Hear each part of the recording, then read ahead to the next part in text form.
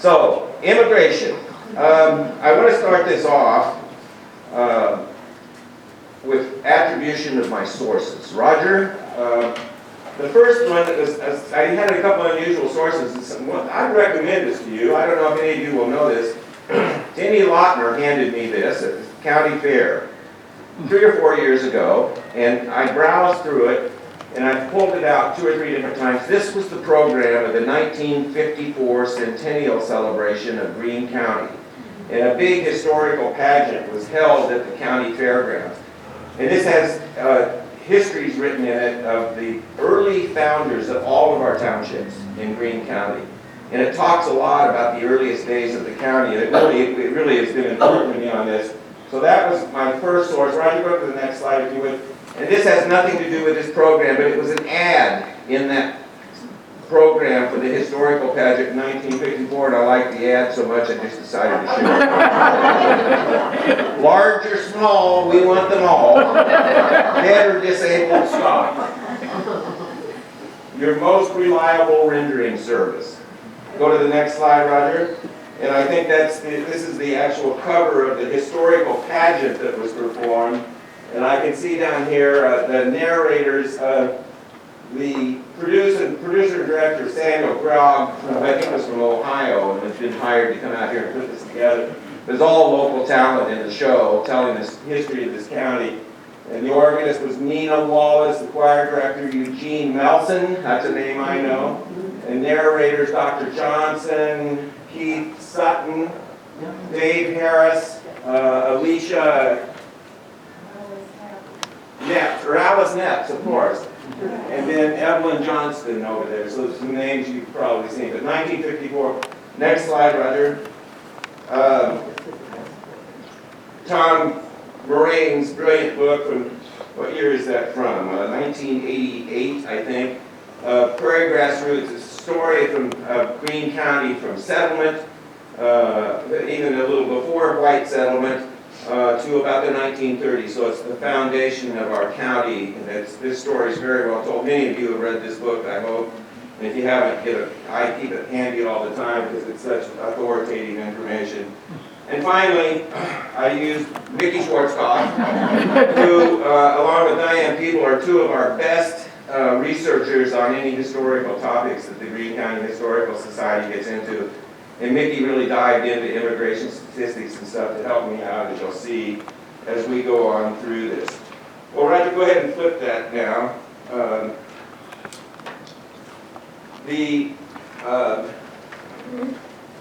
Before I get into this, and I will read this along here as you could get, if that'll help you see it better. What I found out in the larger sense on immigration was that basically the first 44 years of the United States, we really had no immigration policy. It was wide open. People came from all over the world. There were no records kept. Probably the best records that were kept were sad ones. They were probably the records of how many slaves were being brought in from 1619 on. But as far as the rest of the white population coming and going in America, it was wide open until about 1920, and then we started having some immigration law and some requirements for people coming into the country. And so, but that was generally in 1820. If you go back that early, that was generally happening out east. It was not a factor here. But in the U.S. immigration records, from 1820 to 1920, okay, so 100 years of record keeping, there were 34 million immigrants coming to the U.S. 34 million. And more than 19 million of those came from 1890 to 1920. And it makes sense. Shipping was better. The ships were safer. There were more of them sailing, so more people, of course, were coming for the opportunities that were here. Various reasons that inspired those immigration movements over the years.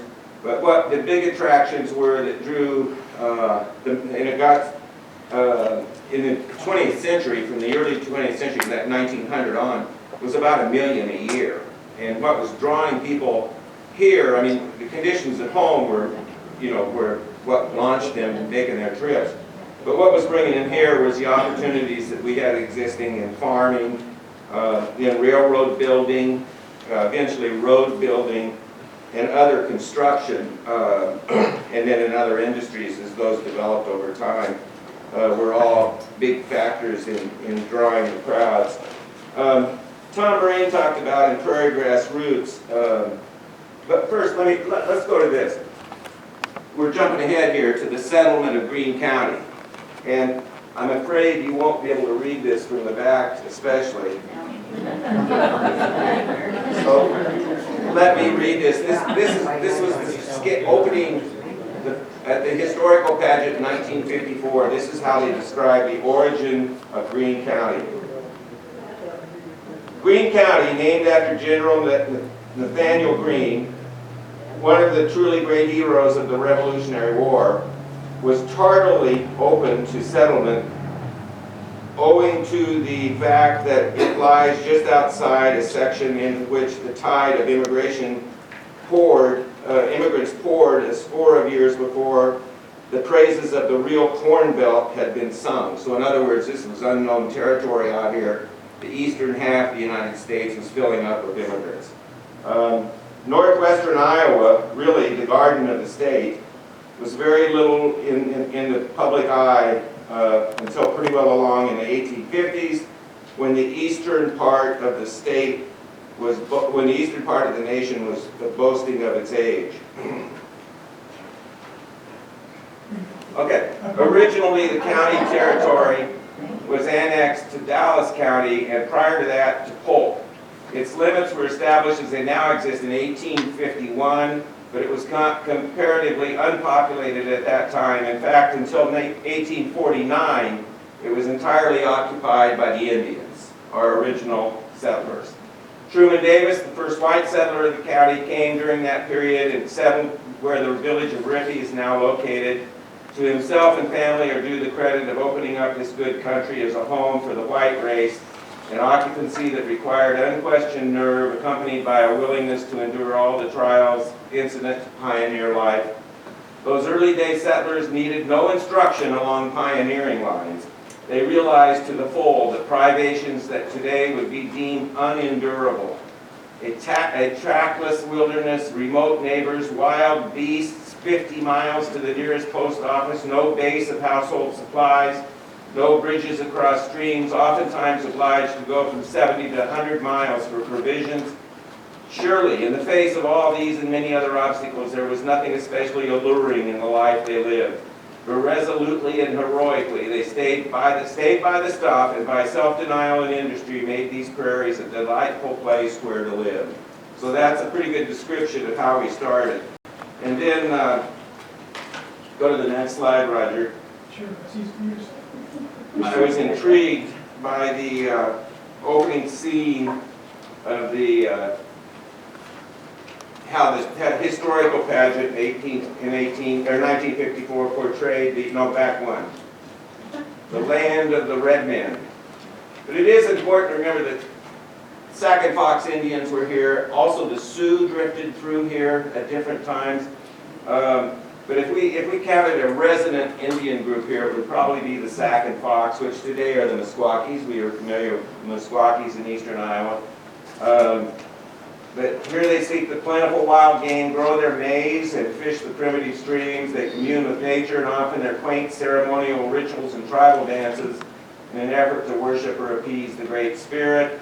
And then the first white man who showed up, according to this, was the devout French Catholic priest who journeyed here from Detroit in 1837. And I guess I think I have read that before, that it was like a scout who came through here, because there really was no white population here at that time. And he may have been a missionary, in fact. So, okay, next slide, Roger. So then immigration really starts, and Tom Moraine reported in his book that in the 1870s, immigrants from Western Europe had dominated in the immigration to that point, to the 1870s. And they had totaled about 2 million from the eastern, or from 2 million from Western Europe and only about 1,000 from Eastern Europe. And that was really about the only parts of the world that were sending immigrants at that time. At the turn of the century, Italy, Russia, and Austria-Hungary were supplying 3 out of every 4 immigrants to the U.S. But after the 1870s, the Eastern European immigration numbers really jumped, and they got to where there were 2 million Western European immigrations in 1901, between 1901 and 1910, excuse me. 1901 to 1910, Western European immigration was about 2 million, and Eastern immigration figures were about 6 million. So there were more from the Eastern European countries as the time went on.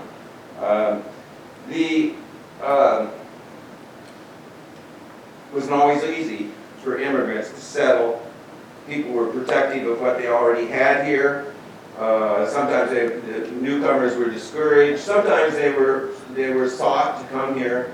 But the objections, as Tom Moraine reported back then, where there was, especially as time went on, the native population, especially in rural America and rural Iowa too, became suspicious of immigrants because of labor unions, their tendency to join labor unions with the kind of work, you can imagine with the kind of work they were doing.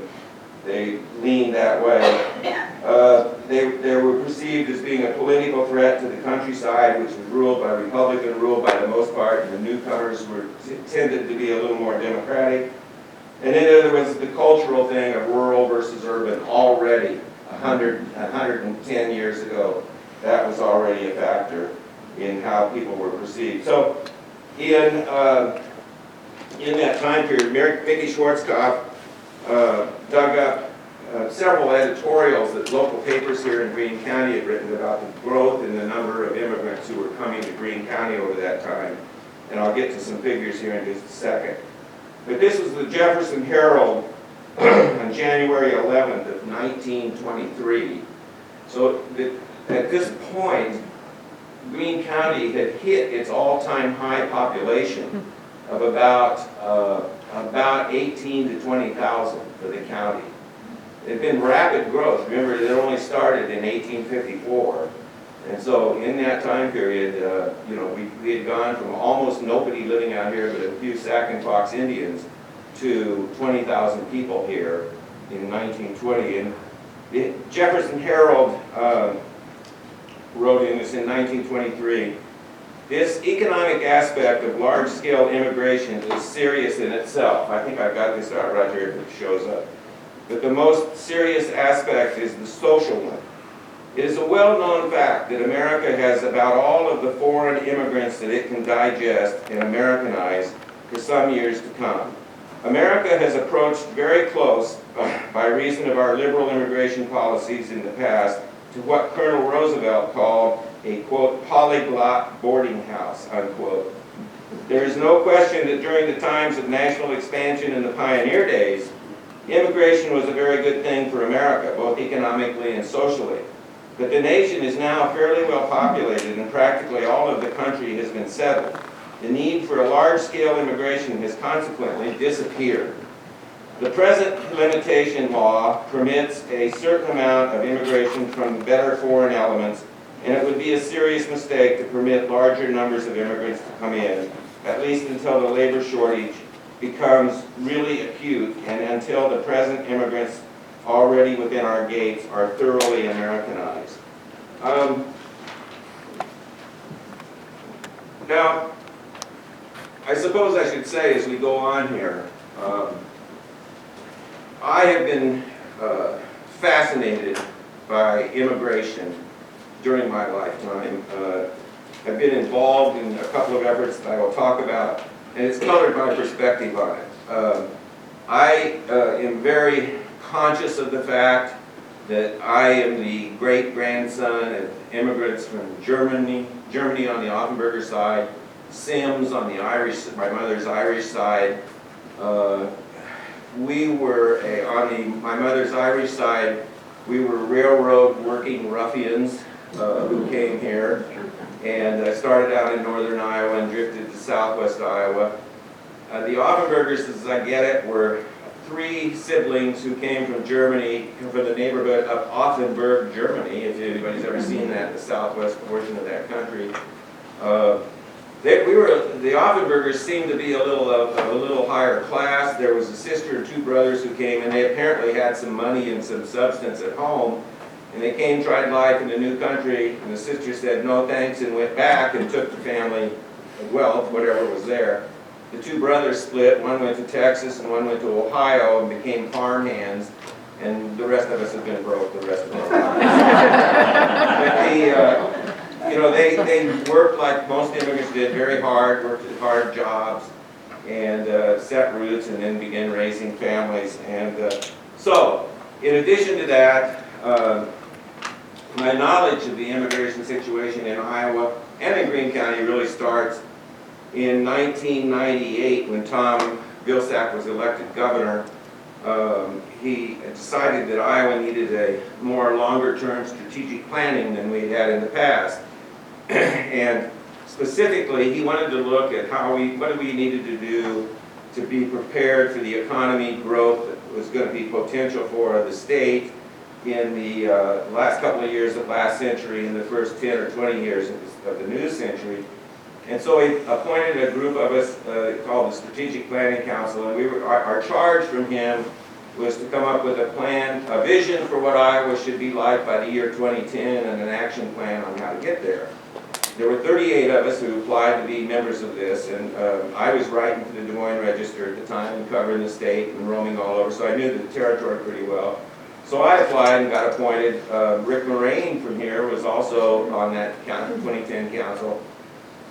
And we had access to the state's demographic experts, economic experts, historical experts. All of them would come in and tell us different plans that the state should be considering as time moved forward.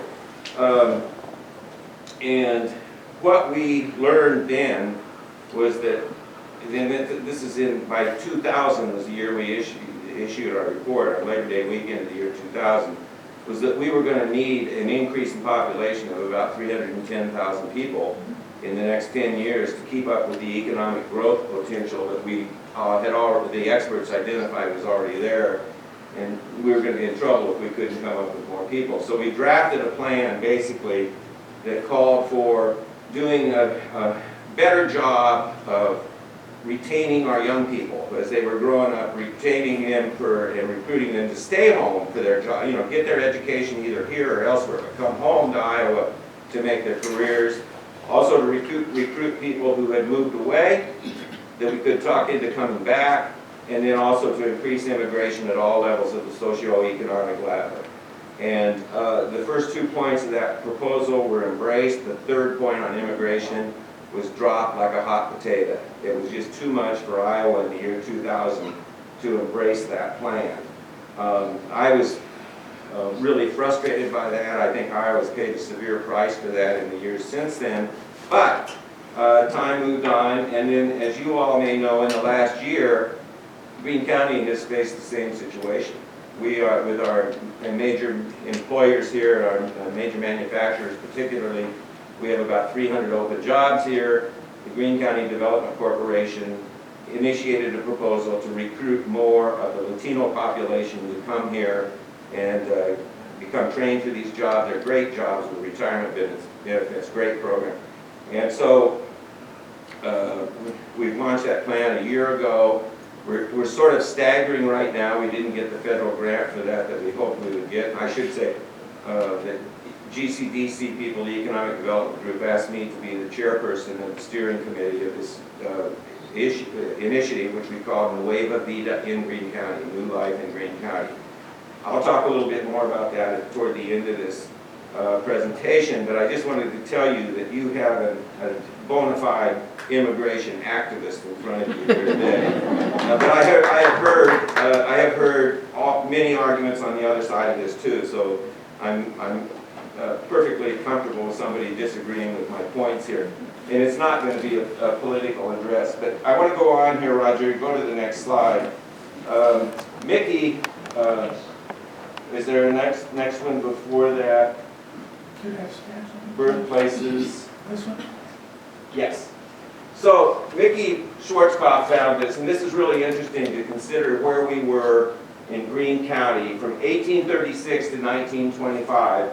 And this list is the number of people in that time period, 1836 to 1925, who were here, who were foreign-born. They identified as being foreign-born. So these were real immigrants who had moved here from other countries. And over that time period, and this is when the rapid expansion of the population is happening here, you can see there were 1,315 from Germany, 1,302 from Ireland, Canada 1,079, which is an interesting figure to me. I don't know, anybody know any Canadians today? Yeah? A lot of the Irish immigrated through Canada. Well, that could be it. And then England, 698, Sweden, 690, Denmark, you see 500, Scotland, 300, Wales, 212. Put Scotland and Wales together and talk about being, related to the English, and the numbers jump substantially. Norway, 200, Austria, 120. And then there were 43 from France, 30 from Italy, 20 from Hungary, 14 from Russia. Just think about what this place was like in that time period. From 1836 to 1925, it would have been like standing at the 9/11 memorial with all the languages you probably hear on the streets of Greene County or Jefferson and all our other towns. But then, I love this. This is what you get from Mickey Schwarzkopf when you turn her loose on a research project. She concluded that there was one from China. Mr. Li Ping, H-E-N-G, born in 1848 in China. He arrived in Junction Township in 1872, and he ran the Chinese laundry in Grand Junction. So we had an early Chinese laundry operating here. So in that early years of immigration, before I get to this, I want to talk about the State Historical Society. Their study of immigration in Iowa is basically that you should think in terms of there were three big waves of immigrant activity in Iowa's history, and this would hold true in Greene County. The original settlers are the Indians, no question about that. So the first wave of immigration is the original settlers, white settlers that came here, the Truman Davison family and the others, the Buttrick family and the others that were among our earliest settlers here. And that was fairly, it happened in the 1850s, basically. It started in Greene County. And it wasn't as dramatic because there weren't, at that point, there was a lot of settlement to the east of Greene County, especially. And so, there just had not been pressure to move this to the west, and there was plenty of land available. And very cheaply. Iowa was created by the purchase of the Louisiana Purchase from France in 1803. Am I right on that, I think? Yeah. And I ran across figures in there that the acreage, that however many millions of acres, the average price of the Louisiana Purchase acreage sale price was about 30 cents an acre, which is amazing. But so then white population started drifting into Greene County. And then the second wave, so the original settlers were the first wave. The second wave was the European boom, which starts in the 1870s, basically after the Civil War ended here. And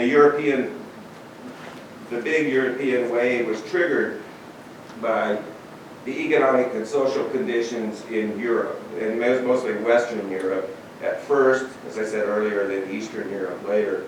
But you think back in that time, Germany went through a revolution in like 1848 or 1849, something in there. A lot of people are fleeing that. And then you have the Irish potato famine that happened in that time period, and lots of other turmoil in Western Europe and in Scandinavia. Denmark, Norway, Sweden, conditions were, tough for average people, and they began to look around. And at the same time, the access to ships is becoming greater. So there's a way to get here And that's what drives that European boom through that time period. And in the late 1800s, as I said, and up to World War I time, we saw the increase of immigrants from Italy, Russia, Eastern European countries began showing up in the census, and that impacted us here in Greene County. That there was growth in one population group for sure in that time period. Does anybody know what I'm talking about? Italians from mine. Italians who came into the coal mining area of Greene County, which was Rippi, and down in that part of the county, there was quite an Italian population that sprouted up there. We had the Irish arriving in Cedar Township up to the northwest, and Junction Township to the east. And Bristol. Bristol Township. And the Germans were sort of scattered all over. But, you know, it was really, the numbers were really growing here in Greene County. And then in World War I, in Greene County, we saw Mexicans for the first time. And they came in as relief workers for the farms, while a lot of the farmers were going to the war. So that's, you know, you saw as times were changing, things would happen in different parts of the world, and all of a sudden we'd have immigrants showing up in those parts of the world. Sometimes as refugees, sometimes as economic workers that were welcomed here. Then in the third wave of immigration that the State Historical Society talks about, we're really talking in the later years, in 1970s on, but we're particularly going to talk about Southeast Asia and the Balkans in Eastern Europe as trouble broke out in those wars broke out in those countries, and you remember the impact there. And then as time has gone on into the 1990s, into the 2000s, we've seen this tremendous growth in the immigration numbers of people from Latin America especially. Also the African countries, a whole lot of Sudanese and others from from the African countries have been here too. So those three big waves are something to remember as you think about the immigration story here. So here's where I mentioned becoming involved with former Governor Vilsack in 1999 after he was inaugurated. And this was some of the circumstances that Iowa was in at the time. And this is from a study that the University of Northern Iowa did. Iowa had consistently lost population since the 1980s when the farm crisis hit. And the trend was expected to continue. Birth rates down, about half of all graduates from our college and universities were leaving the state. And even if every high school graduate from 2000 to 2005 stays in Iowa, the state will still see its workforce decrease by 3%. So you can see that the declining population was really becoming a problem. It's getting older also. 1 in every 5 Iowans will be age 65 or older. I think there were more Iowans over 75 than there were under 5 and under, you know, at that time. And so the governor inaugurated the Strategic Planning Council to try to address this. Next slide, Roger. So in Greene County in that time, but the part of the governor's answer on the desire to increase immigration had historical roots. If you think back in the late 1800s, when Iowa was really determined to grow, and the whole state opened up, including all of western Iowa, you know, the land is now available, and so, you know, we were looking for immigrants. So in 1869,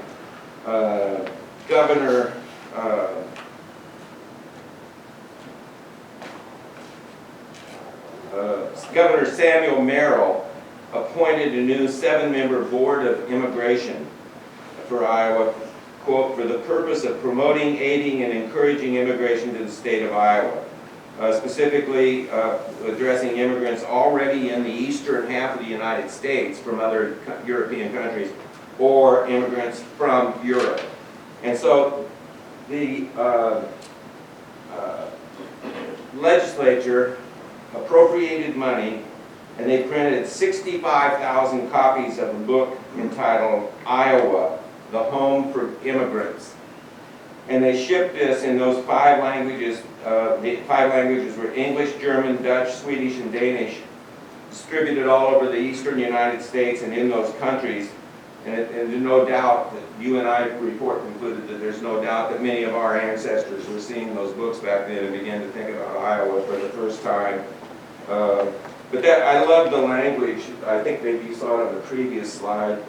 It said, to all working men who live by honest toil and would hereby contribute their part toward the development of a free and prosperous state, to all landless men and women of both the old world and the new who desire beautiful homes in the fairest portion of the green earth, to all good men and women who aspire to independence either for themselves or for their children after them, and who will contribute either mind or muscle to carry Iowa forward to her grand and glorious destiny, this little book with the information it imparts and the counsel it gives is respectfully offered. I think we ought to turn that around, just plug Greene County in that and issue that again. Probably in Spanish. So now, let's jump to the 2000 census. So this is recent times. I want to show you something here that addresses what's already happening in Greene County, even though we may not have thought about it before. In Greene County, 2000 census, the statistics of those reporting themselves as foreign-born, in other words, they're really born overseas and are here in 2000. There were a total of 125 people in that category, and 42 of them had come in the previous 10 years.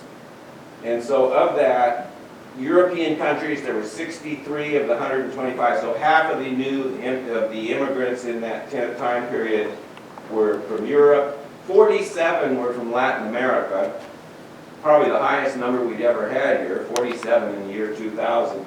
And from the Asian countries, the heirs and the succeeding generations of the boat people, 11 from Asian countries. And those, our population then of about 10,558 in year 2000, 10,558, we're down 10,000 people from our all-time high. But of that, German, just claiming their ancestry, in other words, our roots were there. Germany, 3,691, the Irish, 1,444, the English, 1,282, Swedish, 447, Norwegian, 382, Dutch, 366. So we're still a community in the year 2000, of course, that's heavily influenced by Western European for the most part of our heritage. Now, Roger, go to that next slide, if you would. And this is in the 2020 census. Now, this is fairly recent statistics I managed to find just in the last couple of days. And actually, Mary Weaver wrote about this in her column in the Herald just this past week. You can go back and read that. She refers to this. Total estimated population, 2021, actually, 8,717. So we are way down. The white population of that is 93.8%, or about 8,176. But here's what I wanted you to see. The Hispanic or Latino population is already up to 3.3% of the population here, about 288. And we've been saying, for Nueva Vida in Greene County, we've been saying that our estimate is there's about 300 Latino people. And you know, that can be about a dozen countries from Mexico to South America and Central America. So there's a lot of diverse nations, home nations there. But the number of Africans, or of African Americans or blacks, 61 people, 61 Asians, 52 Native American. So we've become more diverse in the last 10 years, and I guess that's typical of rural America right now. And you think a little bit about that, and why is that happening? There's jobs. Across rural America, in everything everything from farming to manufacturing to hospitality and entertainment. There are jobs open everywhere, so there's lots of opportunity here. But the thing I think is significant, and I've noticed this as we've worked with the Latino population in the last year, is so many of those people come from places just like this. In the southern, in the Central American and South American countries, they prefer rural life, they prefer small town life, they don't like cities. They like what we've got here, and they're inclined toward agriculture. And so it's been a thrill to see, to realize how long some Latino families have been involved with our Greene County farmers here. The Deals have had members of the same families from Mexico working for them for 25 years. Chris Deal says, I grew up with the Macias kids. And it's like they would be here on temporary work visas for, 6 to 9 months a year and then be going home to Mexico and then back later the next year.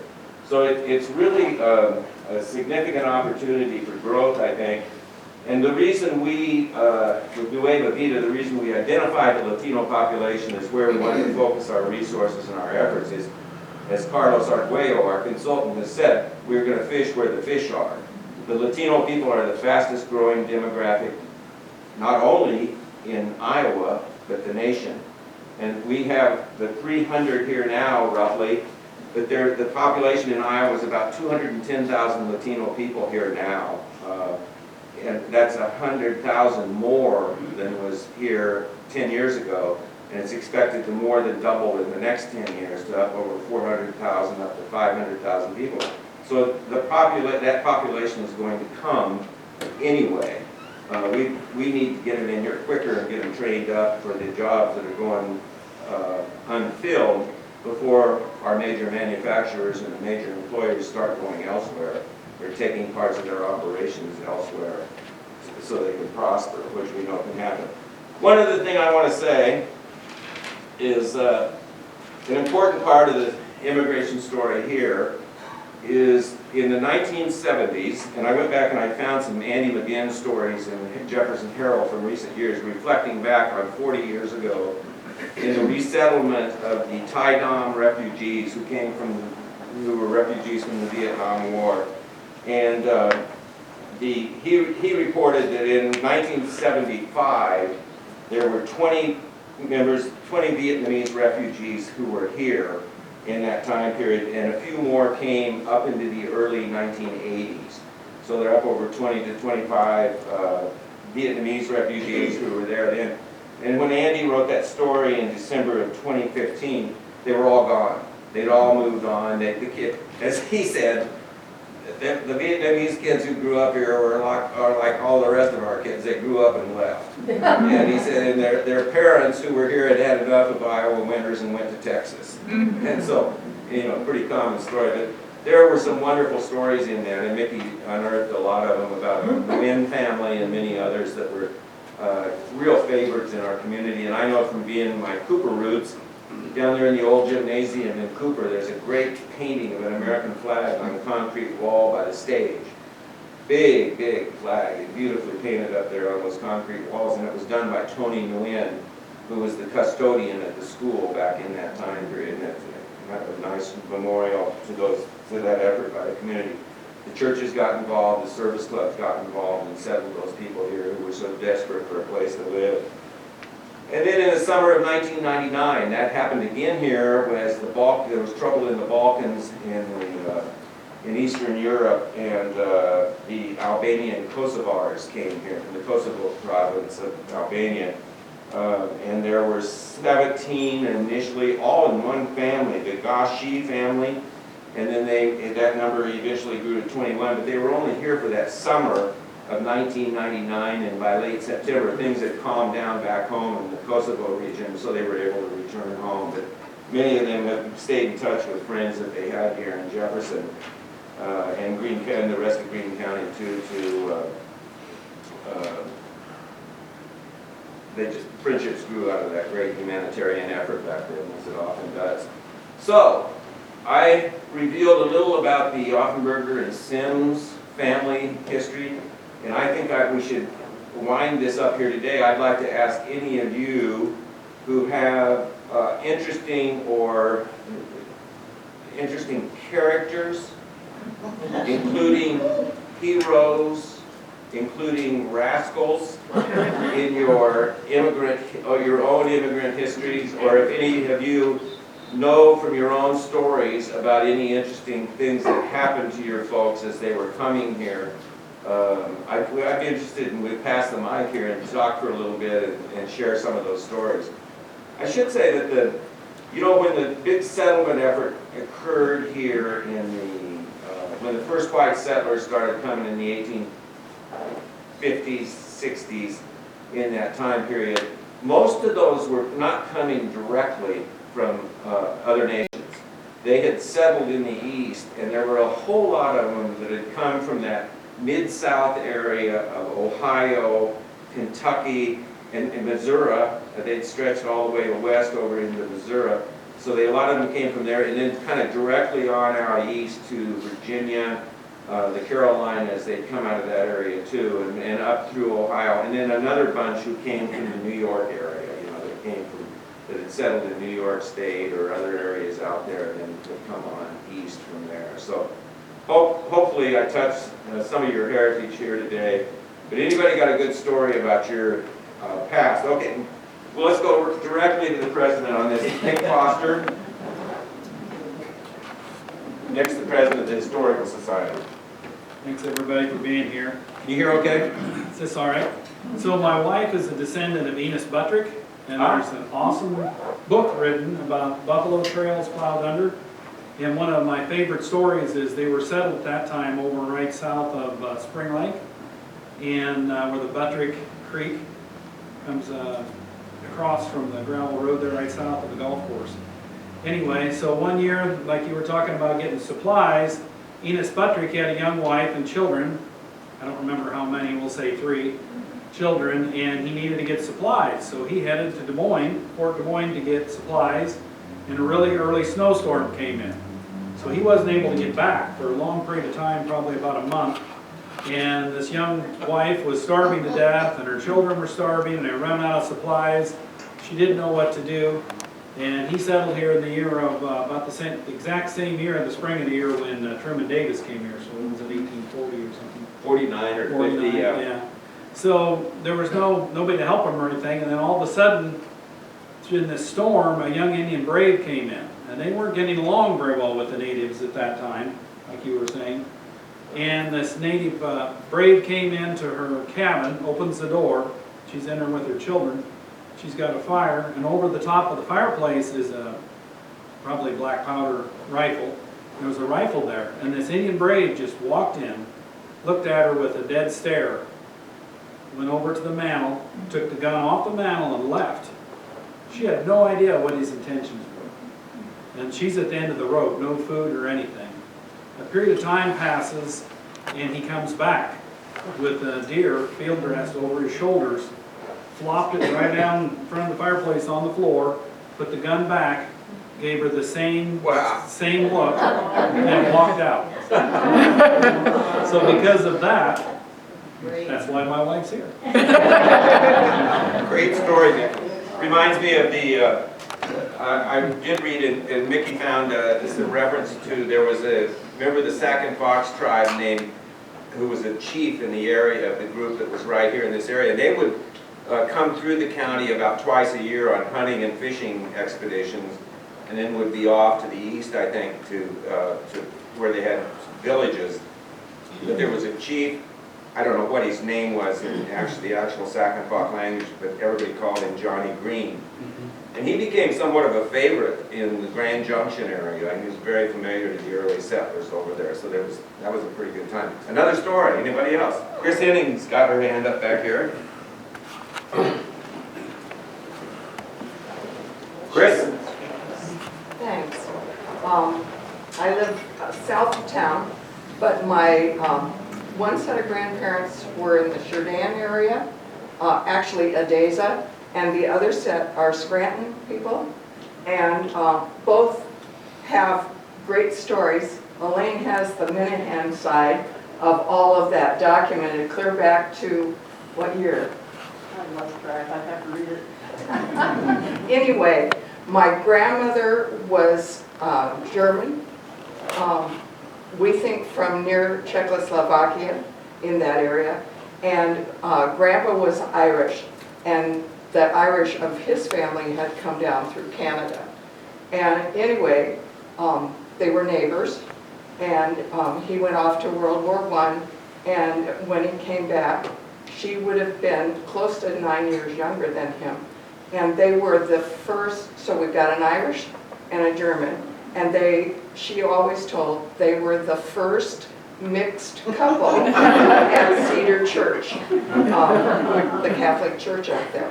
My grandmother on the other side, I didn't know until much, much, much later after she died, when my dad was really sick.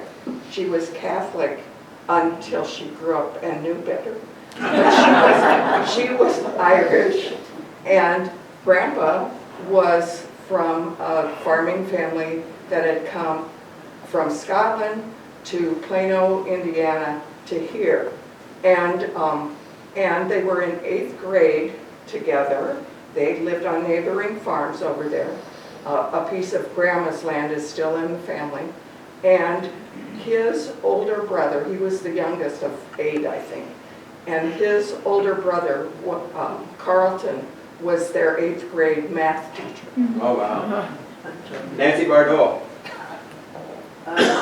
We have a number of colorful figures in our family, but Nancy Bardot, Anneman. I'll only share one of them. William Henry Bardot was my great-grandfather and his family came to Greene County from western Pennsylvania.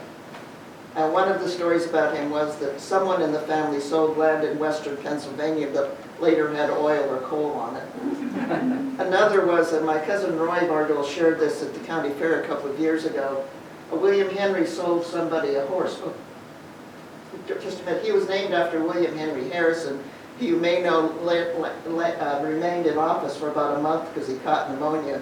Well, William Henry Bardot made it to the 1930s in his 80s. Anyway, so earlier, William Henry sold one of his neighbors a horse. And he said to the person, the horse doesn't look too good. And the guy brought the horse back, brought it back in another week, and he said, this horse is blind. William Henry said, I told you it didn't look good. Anybody else? Denise O'Brien Van. Well, I have to tell you that I took part in that big extravagant theatrical program Oh, you at did? County Fairgrounds in 1954 with a lot of my campfire girls and friends. I can't remember exactly what we did, but we were part of the mob scenes. And I do remember that. The grandstand was filled. People loved that.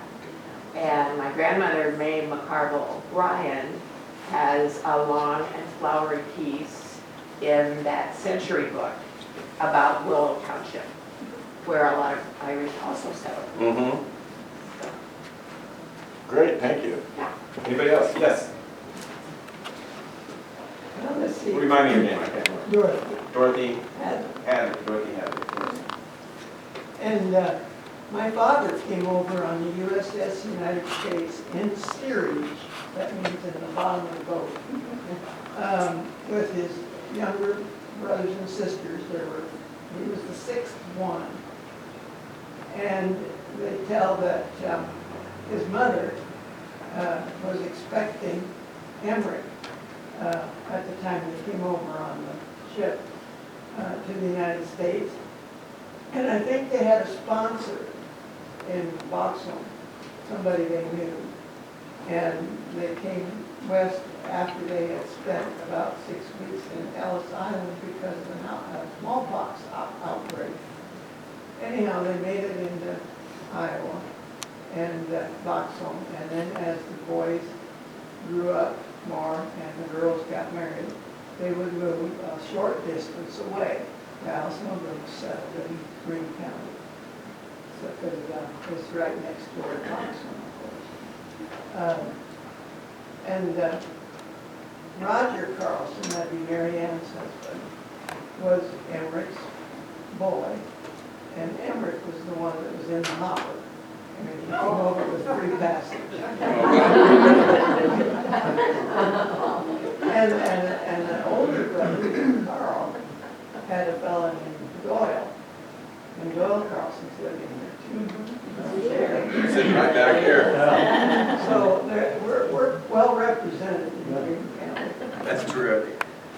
Doyle, you got any story you want to tell? Well, I just want to straighten Dorothy out. Just they went to Nebraska first. The sponsor was in Nebraska. Was the name of Gustafson, who was an uncle, I think. And they had to wait through. They had to work for him 3 years to pay for getting him over, getting the family over here. And then they came back to Boxell. The Freemans rented a farm. You know, all know Randy Freeman, or he lived here in Jefferson. And anyway, that bunch of Freemans rented the farm in Greene County, and then the boys and Grandpa started farming that. And Freemans actually were relatives, weren't they? well, yeah, And they that were. wasn't their name in Sweden. That goes back.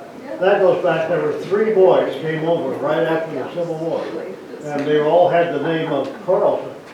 And then they got over here, and there was 2 doggone many Carlsons over there. So they took the name of Freeman, and then there was another brother took the name of Sundred, and my grandpa, your grandpa, kept the name of Carlson. Wow. So, It's spelled different. The thing that, when I left the Des Moines Register in 1998, I taught went up to Buena Vista in Storm Lake and taught for the next few years. And of course, Storm Lake was filling up with, I mean, it was like we called it the world's hometown. In fact, there was 26 different languages spoken in the Storm Lake High School. Just amazing, and I mean from all over the world. And the town was really doing a great job coping with that. They had the best English language learner programs up there in the state of Iowa, still do.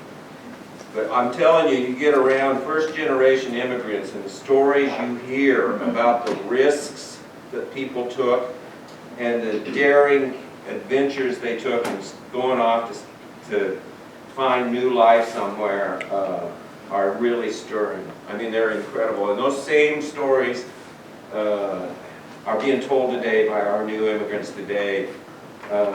They come here because they love America's freedom and they love the opportunity that's here. And most of them just want to settle and become good citizens and good neighbors and enjoy being here. So hopefully we're going to have a lot more people like this. This couple was from here in the Bell Tower Festival Parade last summer. I love to look at them. They were dancers who performed after the parade last fall. So hopefully we'll have more of those coming in. Dave John. Can you tell us a little more about your initiatives in order to help the county grow? He asked if I can tell him more about Nueva Vida in Greene County. We have about, we got off to a really good start late in 2022 with that, or late 2021 with that program when GCDC announced that they were going to do this. And I don't know if you'll remember this, but what really triggered it was after the pandemic, after COVID was settling down, the number of people who had just moved on to other jobs or were not looking for work, did not want to work a second job, was amazing. I mean, and like I said, we had 300 open jobs at our plants here in Greene County, and then the employers were trying everything to find new employees, and without success. And so about that time, New Way in Scranton Manufacturing, wound up, they were so desperate for help, they were able to hire some people at their plant in Carroll. But they still needed more in Scranton. They just could not come up with the number of welders they needed, the number of people who make fix all the connections together on those garbage trucks that are sold all over the world. That they went to Brookville, Mississippi, bought another plant that existed down there, refitted it to make trucks, and they started off with 150 employees in Brookville, Mississippi, and soon grew up to 300 down there because the labor was available. And nobody was begrudging Scranton Manufacturing for making that move. In fact, it made business sense because it opened up Latin America for them much easier than from here. But it just showed us those were 300 jobs, great jobs, that could have been here if we had the people. And we just don't, we've tried everything in terms of infrastructure, we've overhauled the hospital, tremendous Greene County Medical Center renovation that happened, $24 million.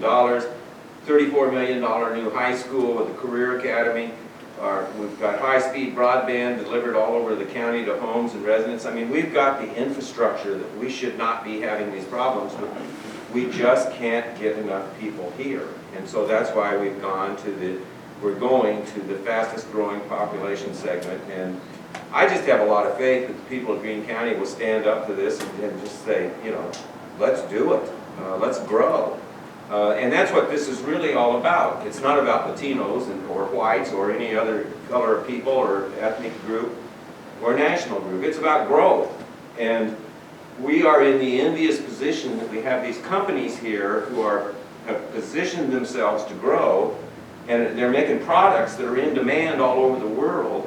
And we have great work ethic here among our people. We just need more.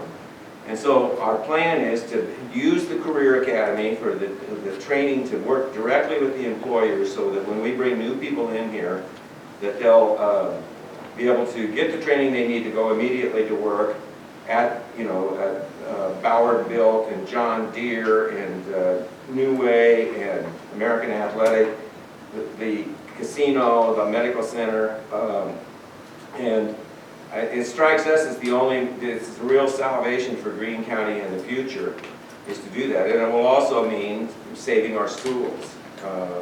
So that's the potential that's here. And I keep thinking, we look at our manufacturers here in Greene County and the products they're making. They're selling to the global market. They really are. They're selling all over the world. And I think we begin to promote the idea that we have an international workforce using the Iowa work ethic to serve the global market. And I think that's a sellable idea that will bring a lot of traffic our way. So hope we're successful with it, but we're certainly giving it a good effort. What we really got hammered on was when we did not get the big federal grant. We asked for $500,000 and we got denied on it. It was not fair, but we're moving on, and we figured out ways to pay our own way moving forward, and then eventually we think there will be grant opportunities that we'll be able to take advantage of. Is there a plan then for the next step that might include more people or people who are interested in their own immigration that can see a way to bring immigrants also? Yes, we're really open to all people and all ideas on that, and we're putting those plans together right now.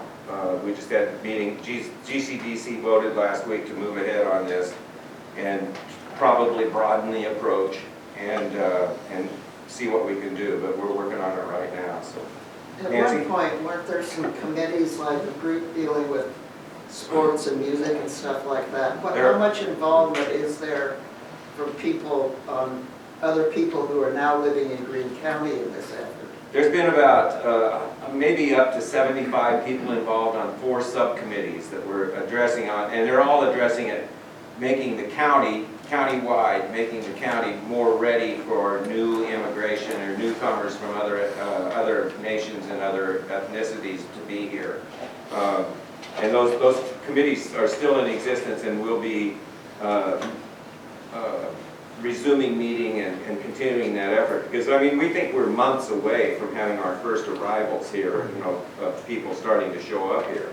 And those 4 committees, one is, the first thing that comes to my mind is food, music, art, and fun, is we call it that, but it's a cultural, cultural enhancement committee, a cultural education committee. And the other is a more academic one on cultural, developing more cultural understanding, and that would bring in like classes. There would be classes and language classes for those that want to take, Spanish classes or English classes or whatever. Then the third is interfaith activities. because this will be a big change. We talk about a growth opportunity for our businesses and for our schools. It's going to be a growth opportunity for our churches. First generation immigrants especially that will come in here are religious people, and they will be diverse. They're not coming from any one church, and so that will be an opportunity. And the fourth is soccer and sports facilities. We will probably wind up a side project in this, but we've learned from the beginning it's a very important project. We will probably be building an indoor soccer arena in Greene County. It'll be multi-purpose, multi-use, multi-purpose, but it will be built primarily for all ages of soccer, but specifically soccer teams that are made up of adult men and women. We have champion soccer players here right now. We do. Yes. We do have champion soccer players here. And our high school teams have gotten good, as you well know, with the population change that we have had. But there is, you all know Perry's very diverse. Denison is. Carroll is a little more diverse. Storm Lake, very diverse. Marshalltown, very diverse communities. And in Carroll, Denison had this facility that they were using for indoor soccer on weekends for adult male teams. And it became, it wasn't available anymore for some other reason. I don't know what it was, somebody building something in it or whatever. And so the men's soccer league in Denison, which was nearly entirely all Latino, rented a facility in Carroll where they now go on Sunday afternoons to play their soccer league games indoors during the foul weather. And there are 500 people every Sunday driving into Carroll to go to these soccer games. I mean, it's that kind of an attraction. So we think we ought to have, by gosh, a really nice indoor soccer facility here. If anybody's got a big check they want to donate to that, we might name it after you. Well, thank you all. You've been a great audience.